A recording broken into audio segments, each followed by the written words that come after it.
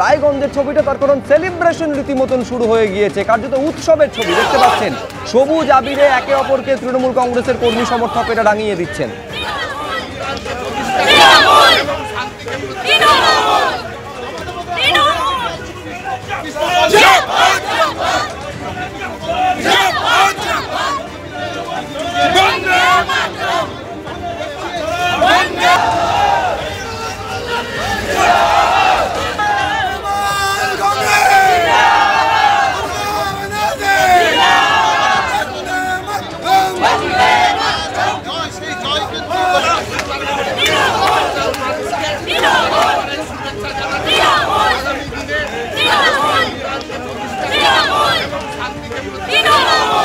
আমি সরাসরি উজ্জ্বলের সঙ্গে যোগাযোগ করতে পেরেছি মানিকতলা।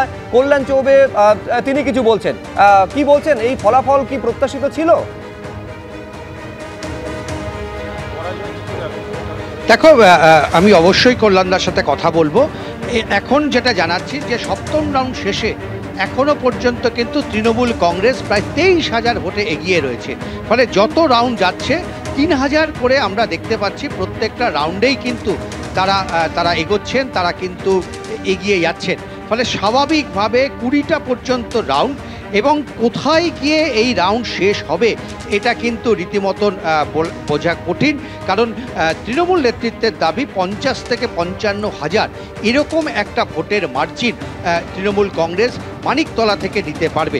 আমি কথা বলবো তৃণমূল কংগ্রেসের যে বিজেপির তরফে যিনি প্রার্থী ছিলেন, আমরা একেবারেই কথা বলবো তার সঙ্গে। এবং তিনি কিন্তু আমরা দেখেছি সকাল থেকে তিনি এই কেন্দ্রে রয়েছেন, ভোট গণনা কেন্দ্রে রয়েছেন, এবং বিজেপির কর্মী তারাও কিন্তু ভোট গণনা কেন্দ্রে রয়েছেন, এবং এখনও পর্যন্ত তারা কিন্তু ভোট গণনা কেন্দ্র ছেড়ে যাননি।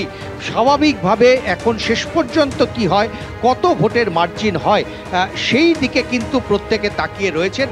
প্রত্যেকেই কিন্তু সেদিকে অপেক্ষা করছেন সেই ইসের জন্য। আমরা যাব। গণতন্ত্র গোল খেয়েছে, রাজ্যের আইন গোল খেয়েছে, বাংলার সাধারণ মানুষের বিবেক গোল খেয়েছে, এবং ভীষণ একটা হতাশা, সন্ত্রাস এবং ভয়ের পরিস্থিতি তৈরি হয়েছে। মানুষের বিশ্বাস ভঙ্গ হয়েছে সিস্টেম থেকে।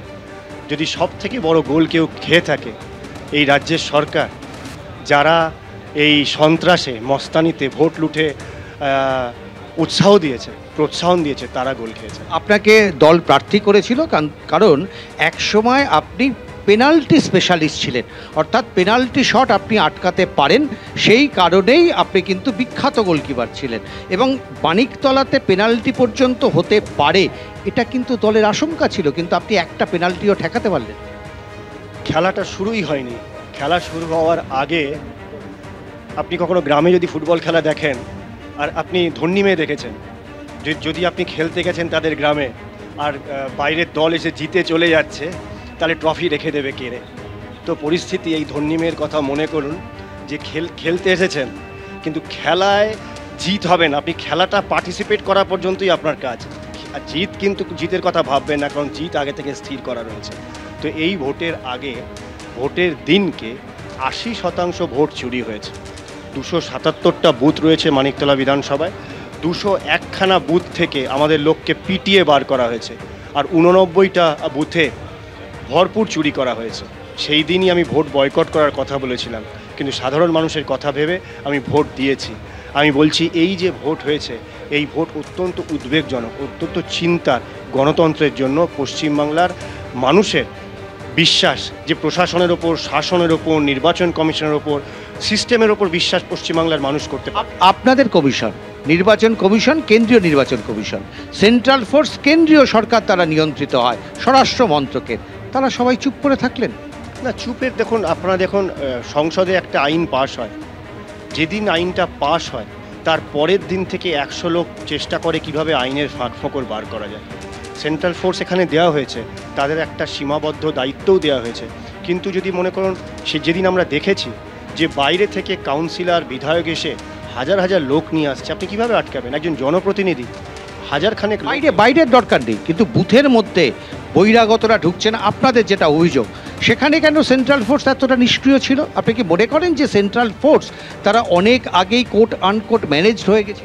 না, আমি সেটা মনে করি না।